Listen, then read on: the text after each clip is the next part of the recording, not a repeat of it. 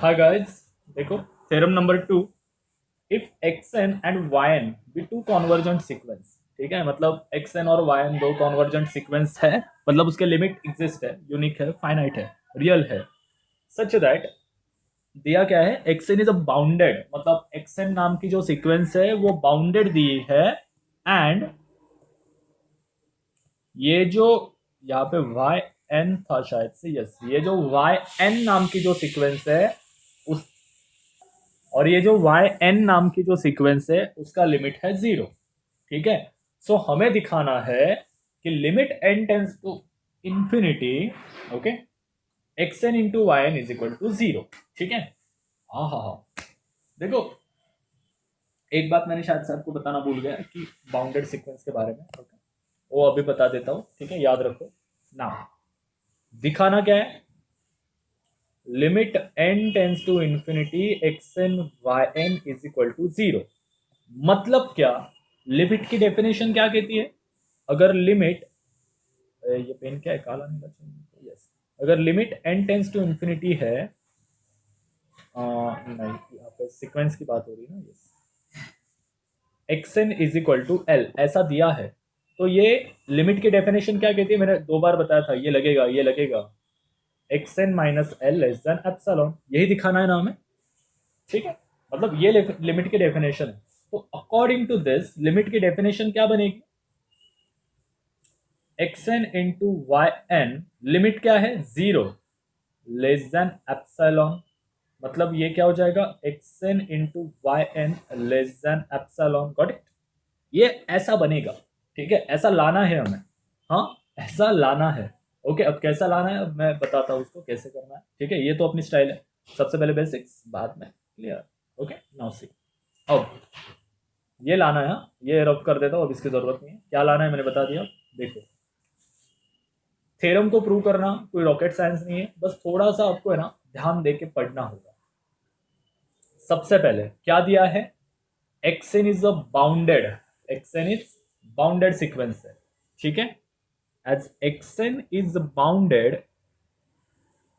implies, शायद से मैंने ये डेफिनेशन आपको नहीं पढ़ाई है, ठीक है, implies there exists a number k, there exists a number k such that mod xn less than और इक्वल टू k। ठीक है, ये बाउंडेड की डेफिनेशन है प्रॉपर, जरा सा, for every n belongs to n। उसके लिए बहुत सॉरी कि मैंने आपको ये बताया नहीं। ठीक है, बस ये बात ध्यान में रखो कि अगर कोई sequence is a bounded, then वो उसका modulus xn is less than और इक्वल टू k, ध्यान में रखो। ठीक है, यहां तक क्लियर है, इसे कह दो इक्वेशन नंबर 1। ओके, बाउंडेड मतलब बाउंडेड है। और दूसरी बात, अब दूसरी क्या दिए, पहला तो हो गया, दूसरा क्या दिया, limit n tends to infinity y n is equal to 0, limit n tends to infinity y n is equal to 0। अब लिमिट की डेफिनेशन क्या कहती है, for every epsilon greater than 0 there exist n naught belongs to natural number such that xn minus l less than epsilon for every n greater then n not, खत्म, ऐसे ही है ना।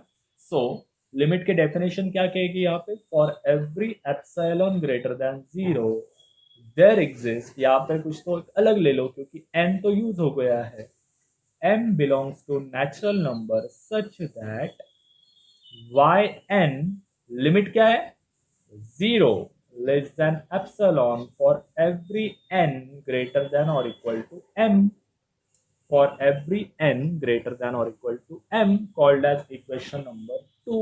To मत दो, अभी मत दो, ये तो डेफिनेशन लिखी है ना, यस, यहां तक क्लियर है।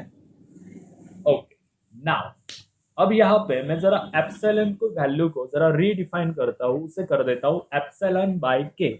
अब ये पहली बार नहीं किया है, लास्ट थ्योरम में क्या किया था, एप्सिलॉन बाय 2 कर दिया था, तो ये कोई नई बात नहीं आपके लिए। ठीक है, एप्सिलॉन बाय 2, ठीक है, यहां तक ठीक है। तो क्या मैं इसे ऐसे लिख सकता हूँ, ये वाई एन माइनस 0 क्या हो जाएगा, y n less than epsilon by k, ऐसा लिख सकता हूँ for every n greater than और इक्वल टू एम। ठीक है, अब कहो इसे इक्वेशन नंबर 2। अब ये जरा छोटा सा हो गया, ओके। अब कहो इसे इक्वेशन नंबर 2। इक्वेशन नंबर 1 क्या है? ये पहला वाला है, हाँ, पहला वाला है। अब मैं जरा इसे कंपाइल करके लिख देता हूँ। इक्वेशन नंबर 1 था mod x n less than और इक्वल टू के, ठीक है, mod x n less than और इक्वल टू के, ये था इक्वेशन नंबर 1। और mod y n less than epsilon by k, ये था इक्वेशन नंबर 2, ठीक है। अब अगर मैं इन दोनों को ऐड कर दूं, इन दोनों को प्रोडक्ट कर दूं, इन दोनों का, तो इन दोनों का प्रोडक्ट लेने के बाद मुझे क्या मिलेगा? X n into y n less than, strictly less than आएगा अब यहाँ पे, k into epsilon by k for every n greater than और इक्वल टू m, ठीक है। देखो दोनों का मैंने प्रोडक्ट ले लिया।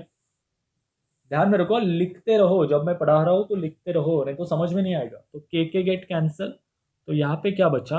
X n into y n less than epsilon for every n greater than और इक्वल टू m, ठीक है, ये हो गया। अब मुझे बताओ, limit n tends to infinity x n is equal to l, इसका मीनिंग क्या है? X n minus L less than epsilon, यही है ना, ठीक है। तो हमें दिखाना क्या है? Limit n tends to infinity, थोड़ा पेन का प्रॉब्लम है सो जस्ट समझ लो, x n y n is equal to 0 दिखाना है। मतलब क्या?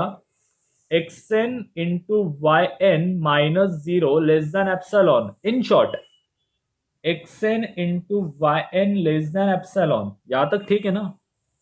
यहां तक तो ठीक है। अब ये तो हो गया। नाउ अब एक मॉड की प्रॉपर्टी है, mod a b is equal to mod a into mod b, खत्म। ये प्रॉपर्टी है, मतलब ये मॉड ए बी अगर इसको कंसिडर किया जाए तो x n into y n less than epsilon भी लिख सकते हैं हम। लिख सकते हैं नहीं? लिख सकते हैं।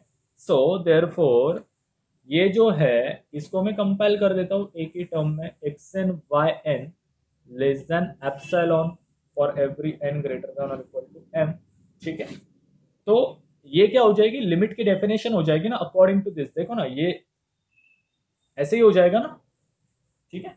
अगर ये ऐसा आ रहा है तो ये ऊपर का मिलेगा हमें, therefore limit n tends to infinity x n y n is equal to 0। देखो कितना इजी है। किया क्या मैंने?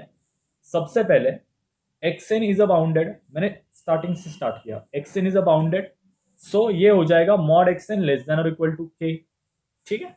दूसरी दूसरी कंडीशन ऐसी थी, limit n tends to infinity y n is equal to 0, मैंने पहले ही बता दिया था कि क्या करना है, ठीक है। फिर मैंने यहाँ पे लिमिट की डेफिनेशन लिखी थी, देखो यहाँ पे जहाँ पे मैंने एरो किया है, for every epsilon greater than 0 n naught belongs to n such that mod x n minus L less than epsilon. ये तो लिमिट की प्रॉपर डेफिनेशन है, ठीक है। अब सो बस मैंने उसके अंदर वैल्यू डाल दी कि epsilon greater than 0 there exist m belongs to n।